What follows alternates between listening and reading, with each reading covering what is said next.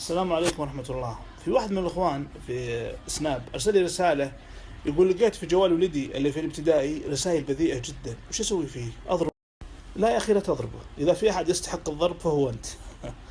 مدري ليه بعض الآباء يتوقع أن ابنه معصوم من الخطأ، يخليه على راحته ثم ينصدم بالنتيجة.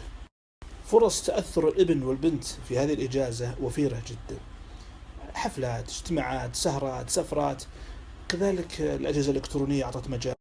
لذلك لابد أن تكون قريب جدا من ابنك وبنتك، تعلمهم عن الخطأ قبل ما تعلمهم عن الصواب، وعن نوعية الصديق الذي يستحق الصداقة، وعن مسؤولية الإنسان عما يقول وعما يفعل. وبعدين من أخطر الأشياء اللي تصير يا إخوان في الإجازة نوم الأبناء والبنات بعيدين عن أهلهم، لأنهم يشعرون بعتاقهم من رقابة الأهل ويطمع الآخرين فيهم. واحد من الأخوات يا إخوان في متابعاتي في سناب أرسلت لي قصة مأساوية، قصة شخصية لها مأساوية والله، بخصوص النوم عند الأقارب. تقول أنا عند عمي وأنا كنت بسن مراهقة، وولد عمي أكبر مني وكان يطوي لي بخبث وأنا على وجهي بريئة.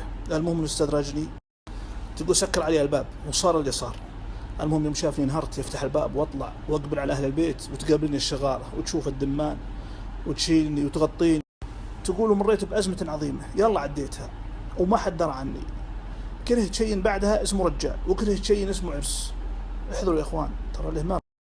زبدة الموضوع يا إخوان، لازم نقترب من عيالنا، لازم نحاورهم، لازم نزرع الإيمانيات فيهم، نحتضنهم، نغدق عليهم بالقبلات وكلمات الثناء، نشغلهم بالبرامج الهادفة، بالبرامج الرياضية والنشاط البدني، نستعمل معهم الأساليب العقلانية. عجبني واحد ينصح ولده عن المقاطع، شاف مقاطع سيئة مع ولده، قال ولدي أنت الحين مخزن القرآن في جوالك؟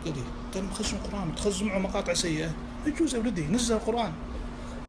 أسلوب الهواش والسب والضرب عشان الأخطاء، خصوصا الأخطاء غير متكررة، ترى أسلوب عقيم ولا يجدي ونتائجه سلبية غالبا. في نقطة أخيرة يا إخوان وثار حولها جدل كثير، وهو مسألة التجسس على أجهزة البنات والأولاد. يعني أنا وجهة نظري ابحثوا وتجسسوا بدون أن يشعرون، لئلا يشعروا بانعدام الثقة فيهم، وهذا صراحة مؤثر على شخصيتهم. فابحثوا من غير أن يشعرون وعالجوا مواضع الخلل فيهم. وهو المفروض الصراحة ما نسميها تجسس، نسميه مراقبة، متابعة، وهي صراحة مهمة جدا جدا للأبناء والبنات لنعزز التصرف السليم ونقوم الخاطئ.